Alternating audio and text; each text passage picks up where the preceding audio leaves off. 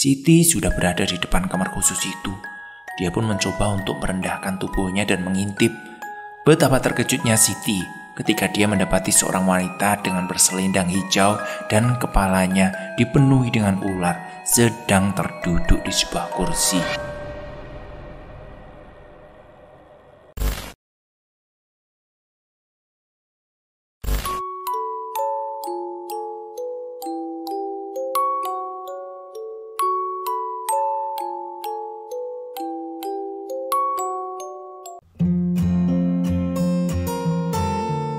Assalamualaikum warahmatullahi wabarakatuh. Teman-teman untung direkam. Saatnya saya teruskan tulisan Restu Wiratmaja, catatan pesugihan. Kita sudah ada di part ketiga. Dan jangan lupa klik tombol subscribe, like dan juga komen sebagai dukungan teman-teman ke channel kita. Dan mari kita dengarkan ceritanya.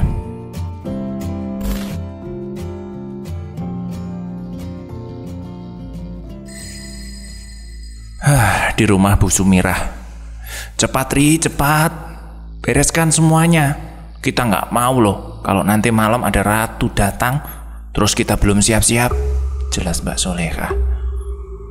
Mbak, ratu bakalan datang malam ini ya Mbak? Tanya Safari polos. Iya, Mas Sugeng sendiri kok yang bilang. Aduh Mbak, mati aku. Mana ibu belum siap untuk mati? Ucap Mbak Soleha. Maksudnya Mbak gimana? Tanya Safari. Kalau ibu mati sekarang, kondisinya lagi kurang bagus. Ada Darsim dan juga Siti juga. Pasti mereka mengira kalau kita menggunakan pesugihan Mbak. Iya juga sih ya. Tapi bagaimana? Udahlah, kamu lanjutin aja dulu. Sembari kita nunggu Mas Sugeng, aku siap-siap ke kamar untuk ratu dulu. Di dalam rumah Bu Sumirah terdapat sebuah kamar khusus yang terkunci. Kamar itu dipenuhi akan kelambu dan bunga-bunga di sekeliling lantainya. Atmosfer kamar itu seketika berubah, seperti berada dalam kamar seorang ratu yang penuh akan karisma. Soleha memandangi sekeliling kamar yang tampak menyeramkan. Hawa merinding seketika. Tubuh yang mengalir deras dalam tubuhnya seakan-akan dia sedang berada di hadapan sang ratu sungguhan. Soleha pun langsung keluar kamar ketika serasa telah selesai semuanya. Tapi di sisi lain, tepat di rumah Sugeng mulai terbuka sedikit demi sedikit terhadap Siti. Tujuannya adalah satu, yaitu untuk memanipulasi kebenaran yang benar-benar terjadi dalam keluarganya. Ibu gak pernah suka sama Mas, karena ibu gak percaya apa yang Mas capai saat ini, jelas Sugeng. Siti cuma bisa menyimak. Pernah dahulu ibu pergi ke pasar, lalu dia dimaki-maki oleh orang-orang karena mengklaim bahwa Mas sedang melakukan pesugihan dan perjanjian kontrak dengan bawahannya Dewi Lanjar. Karena merasa malu, akhirnya ibu menampar Mas dengan kencang. Sugeng melanjutkan ceritanya. Lalu setelah Mas ditampar, Mas dicaci maki, bahkan dijelek-jelekan. Mas sakit hati karena itu. Mas hanya bisa diam dan tak bisa berbuat apa-apa ya. Tentu yang Mas lakukan hanya terus bekerja dan bekerja.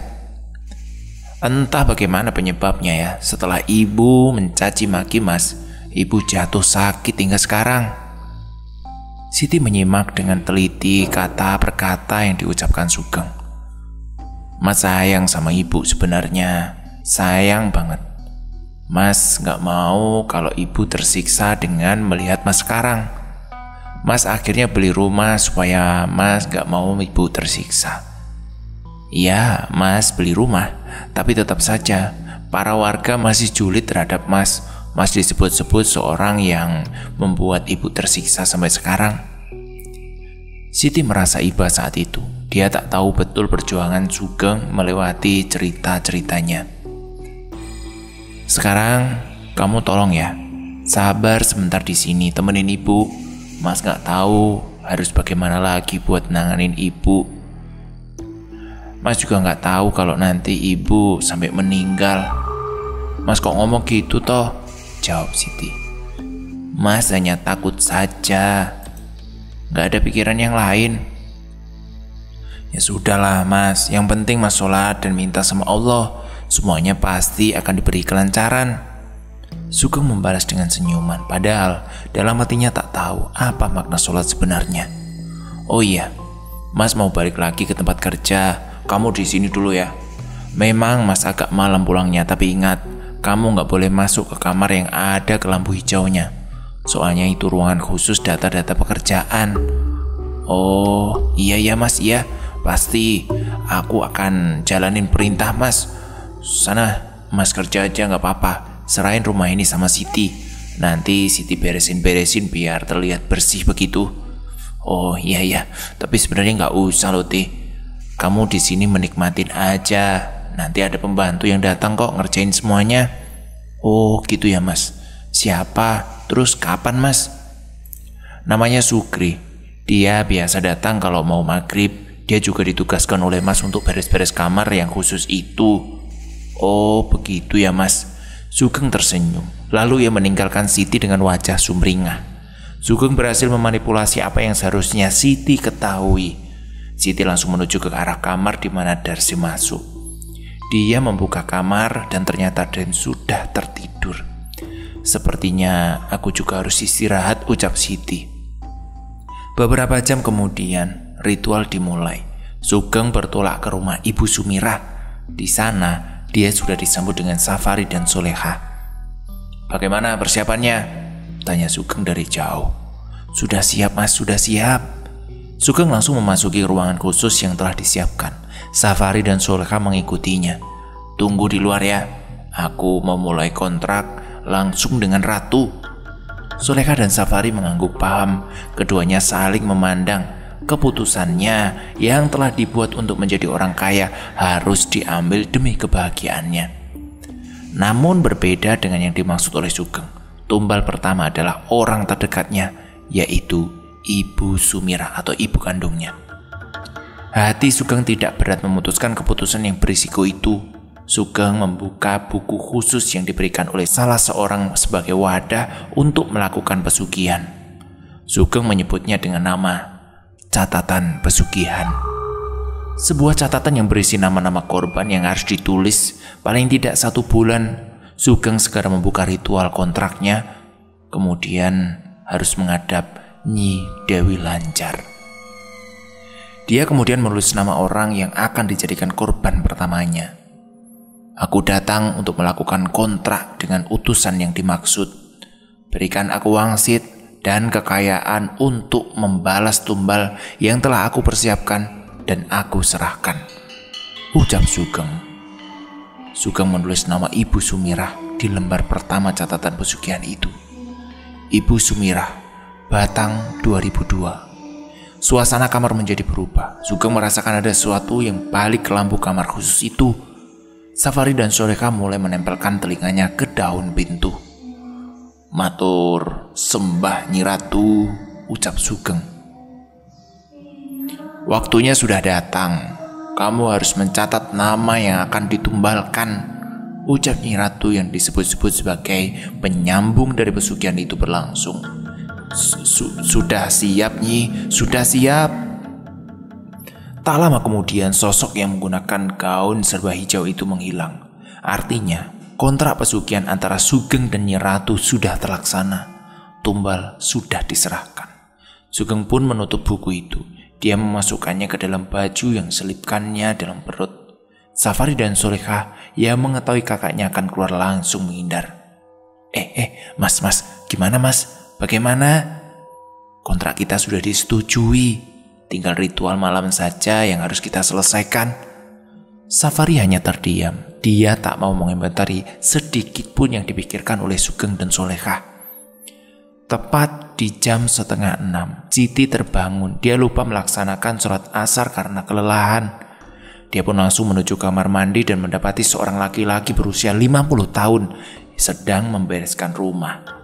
Mbak Siti ya? Tanya laki-laki itu. Oh iya Mas, iya.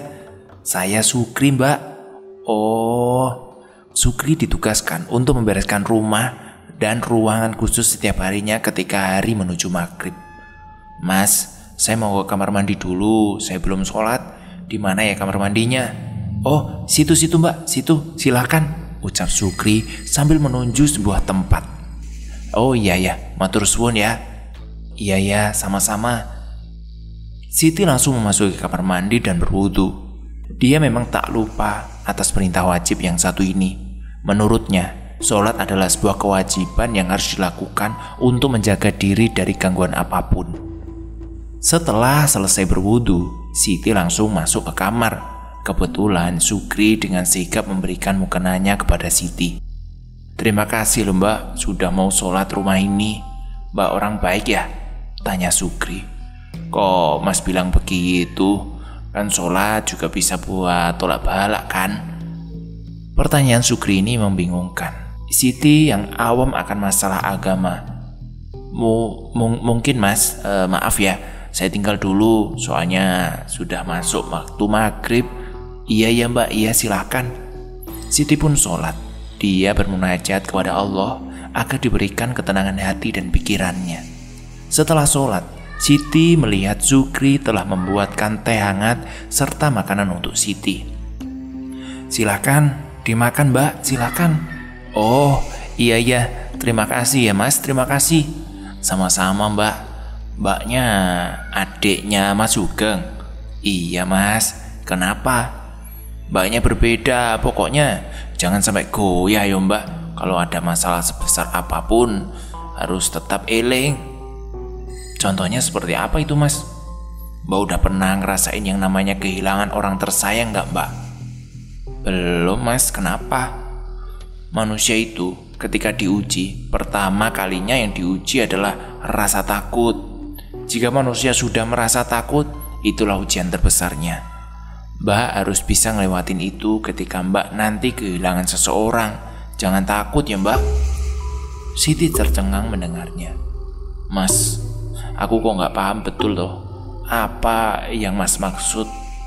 Terus kok paham betul akan kehidupan seperti ini begitu? Seluruh keluarga saya sudah tewas mbak. Mbak pasti gak percaya ya kalau dunia ini penuh akan kegelapan yang terselip di kebaikan. Maksudnya bagaimana itu mas? Sukri menyeruput teh buatannya sendiri. Gini loh mbak, manusia itu terkadang jahat. Itu bukan karena dia ingin berbuat jahat, namun karena ada sesuatu yang menyebabkan dia jahat. Hatinya terselubung titik hitam yang menyeluruh hingga penuh. Di saat itulah dia menjadi jahat mbak. Sukri menambahkan perkataannya. Jika memang seorang sedang berada dalam kesempitan dan dia tidak melibatkan Tuhan untuk mencari solusinya mbak, maka seluruh bisikan-bisikan jahat akan selalu mengintainya. Bisikan jahat? Apa itu maksudnya? Ketika mereka sedang asik-asik ngobrol, pintu di ruang atas menutup dengan sendirinya dengan kencang. Sukri terkejut. Dia pun mohon pamit kepada Siti untuk segera menyelesaikan pekerjaannya. Maaf mbak, maaf, saya tinggal dulu, saya harus bekerja. Ruangan khusus itu berisi apa mas? Sukri tak mau menjawab pertanyaan Siti. Dia langsung menuju ke ruangan atas yang dimaksud adalah ruangan khusus itu. Ingin rasanya Siti melihat dan mengetahui isi ruangan itu. Dia pun mulai menaiki tangga. Perlahan demi pasti, Siti sengaja memperlambat langkahnya. Sudah tampak jelas ruangan yang aneh itu. Bau semerbak menyan dan bebauan hangat kental yang menusuk hidung Siti. Auranya juga berbeda, seperti berada dalam sebuah kamar ratu. Atmosfernya menjadi satu, tegang, takut, penasaran, dan was-was. Siti tak tahu apa yang ada dalam ruangan itu. Rumah yang sangat aneh dan penuh misteri ini membuat Siti semakin penasaran. Mas Sukri, mas? Tanya Siti. Tidak ada jawaban. Siti juga memandangi sekelilingnya. Dia takut barangkali ada Sugeng yang mendapatinya naik ke atas karena sebagai salah satu pantangannya. Siti sudah berada di depan kamar khusus itu. Dia pun mencoba untuk merendahkan tubuhnya dan mengintip. Betapa terkejutnya Siti ketika dia mendapati seorang wanita dengan berselendang hijau dan kepalanya dipenuhi dengan ular sedang terduduk di sebuah kursi. Entah apa yang terjadi, Baru juga Siti melihat, walau tidak secara jelas, nafasnya sudah sesak. Dadanya seperti diikat oleh tali tambang yang kuat. Siti pun terjatuh. Sukri mendengar suara seseorang yang terjatuh di depan kamar, namun dia tidak tahu jika penyerahan tumbal sedang dilakukan. Sukri tidak mau membanyak berkata dan dia hanya terdiam sambil duduk menunduk. Bersamaan dengan itu, Sugeng tiba. Dia merasa bahwa ada seorang selain suruhannya telah naik ke atas kamar. Sugeng lalu berlari. Dia mencoba untuk mempercepat larinya naik tangga demi tangga. Siti, Sugeng terkejut ketika mendapati wajah Siti sudah memucat. Sugeng berada di hati yang penuh kebingungan. Di lain sisi, penyerahan pesugihan sedang berjalan dan di sisi lain, dia harus mendapati adiknya terkena tulah karena berhasil mengetahui wanita yang disebut-sebut sebagai perantara dari pesugihan itu. Sugeng pun langsung membawa Siti ke bawah. Dia mencoba untuk menenangkan dirinya agar bisa berkomunikasi dengan Nyi Ratu agar segan untuk menyabut tulah yang mengenai adiknya. Akhirnya muncullah suara hatif, suara tanpa rupa yang terdengar jelas di telinga Sugeng. Seketika itu, Sugeng langsung menundukkan badannya dan hormat. Perempuan itu tidak punya sopan. Sugeng meminta maaf kepada Nyi Ratu atas kecerobohan yang telah terjadi. Maafkan Nyi, maafkan, ampurane. Dengan seketika, Siti terlepas dari tulah itu. Wajahnya kembali normal, nafasnya juga kembali seperti sedia kala. Ini bencana, ucap Sugeng. Sugeng pun langsung berlari ke arah kamar khusus yang berada di atas. Dia kemudian langsung memasuki kamar itu karena penyerahan pesugihan sudah selesai dilakukan. Ketika kamar itu dibuka, Sugeng mendapati Sukri sedang memohon ampun. Ampun mas, ampun, itu bukan salah saya mas. Ampun, mbaknya sendiri yang naik sendiri. Ampun yo mas, ampun, ucap Sukri dengan wajah ketakutan. Seluruh saudaramu telah saya jadikan korban. Kamu mau dijadikan korban selanjutnya? Jangan mas, ojo, ampun mas, ampun. Sugeng langsung menarik paksa Sukri dan menuju ke arah bawah. Mereka berdua tidak tahu Darsim sudah terbangun. Dia sengaja mengintip di balik kamarnya dan terlihat Sugeng serta Sukri seperti orang sedang kepanikan. Kamu sudah bikin kesalahan fatal juga. Kamu harus menyelesaikan ini semua. Ampun mas, ampun, Sukri sujud di hadapan Sugeng. Sugeng kemudian menjambak rambut Sukri. Mas, sakit mas, sakit. Sekarang buat Siti supaya lupakan hal ini. Iya mas, iya. Nanti akan saya beritahu dia. Tolong lepas mas, lepas. Ampun ya mas, ampun. Sugeng pun melepaskan tangannya dari rambut Sukri. Ya sudah, selesaikan ya. Penyerahan tumbal sudah selesai. Besok aku pasti akan kaya.